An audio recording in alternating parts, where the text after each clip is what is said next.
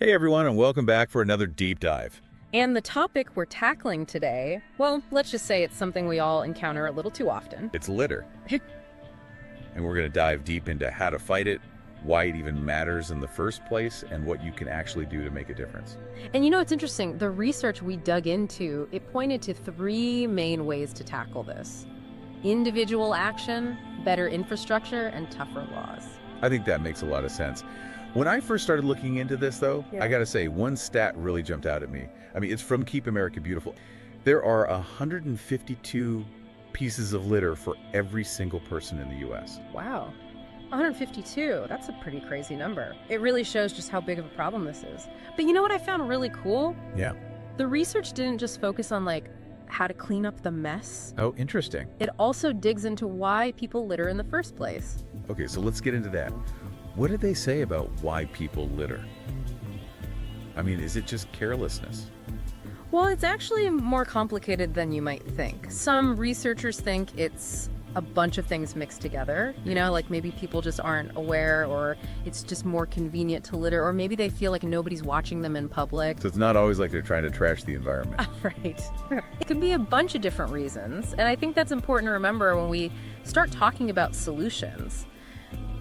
But, you know, something that our sources all seem to agree on. What's that? Just relying on people to do the right thing, probably not going to cut it. You're probably right about that. So what else is there? Well, remember how we talked about individual action? Yeah. The research highlighted a bunch of ways we can each make a difference. Even little everyday things can help. Have you ever heard of plogging? Plogging, is that like blogging about plungers? Haha, no. It's basically jogging and picking up trash at the same time. It's a fun way to exercise and help out. Oh, that's cool. I like that. I gotta admit though, running isn't really my thing. Well, even if plogging's not your style, you can still make a difference. Yeah. Just pick up litter when you see it. Honestly, even cleaning up just one little area can have a ripple effect. Really, just one spot. Yeah. Our sources talked about this really cool thing called, what was it? Oh yeah, behavioral psychology. Okay, I'm listening. So basically, people tend to copy what they see other people doing. Yep. So if an area is already clean, people are less likely to litter there. So like, if someone sees me picking up trash, Yeah. they might be more likely to do it too. Exactly. It's all about setting a good example. Speaking of good examples, you know what else I found interesting? One of the sources talked about this program called Adopt a Highway. Yeah, I've seen those signs before. So basically, businesses can sponsor a stretch of road and keep it clean. But one source was a little skeptical. Oh, really? Like, maybe it just shifts the responsibility instead of getting to the root of why people litter. That's a good point. Makes you think, huh? But okay, let's move on to the next thing. What was it again?